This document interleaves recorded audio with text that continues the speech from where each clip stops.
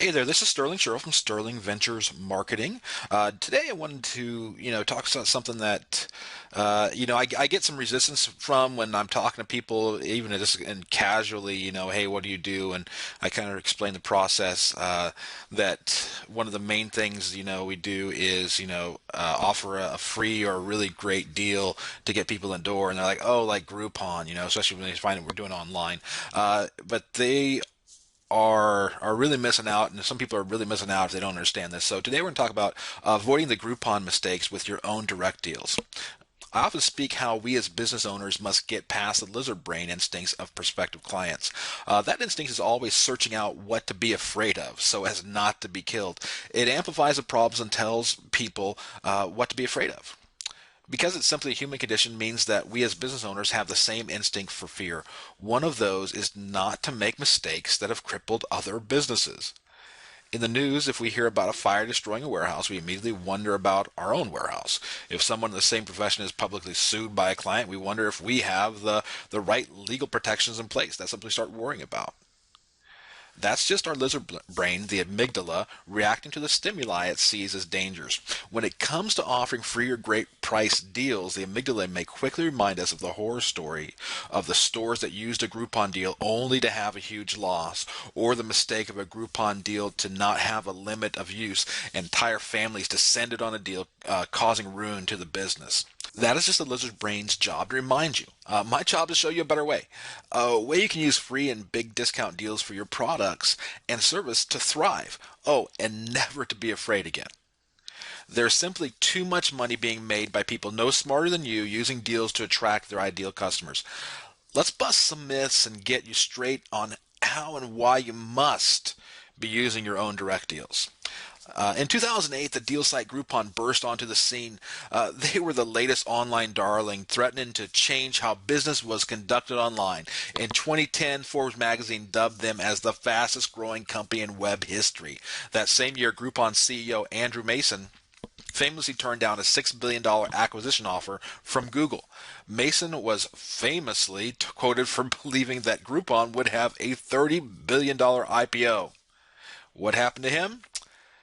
By now, we know the Daily Deals business model is a novelty. Even Andrew Mason, who was ousted in 2013, admits the model stinks. Last month, he told Associated Press that Groupon was a stupid, boring idea that just happened to resonate.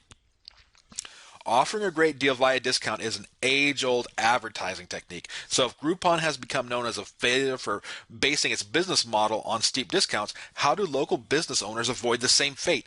Steep discounts are not about promotions, though. The strategy must be client acquisition.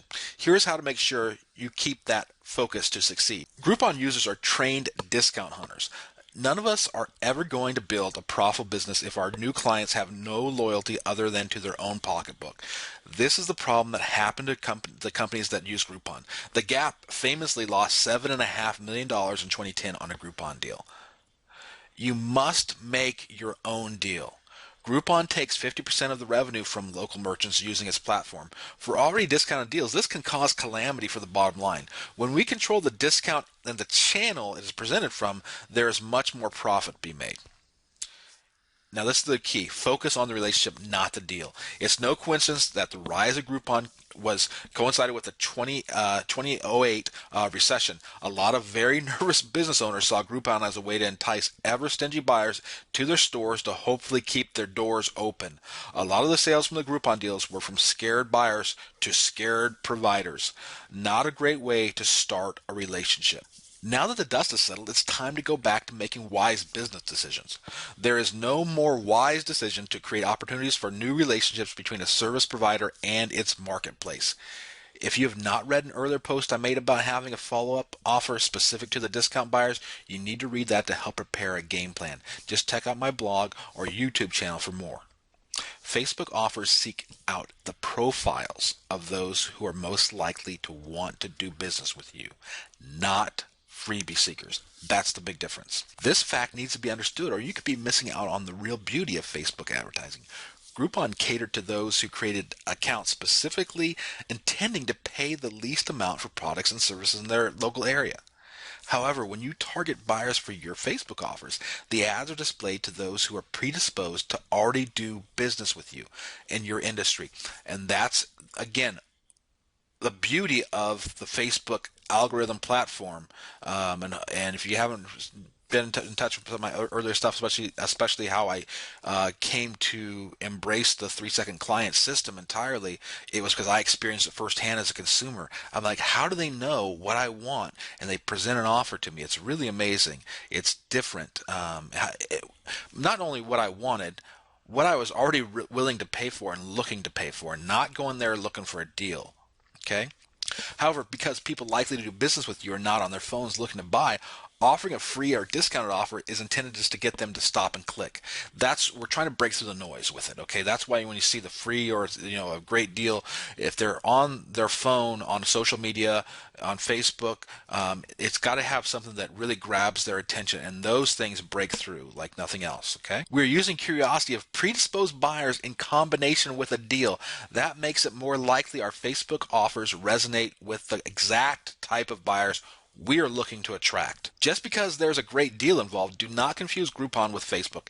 Even better than that, once we get an interaction with a Facebook prospect, we now own the relationship, not Groupon or even Facebook once they come onto our list. That can be leveraged to a much higher extent.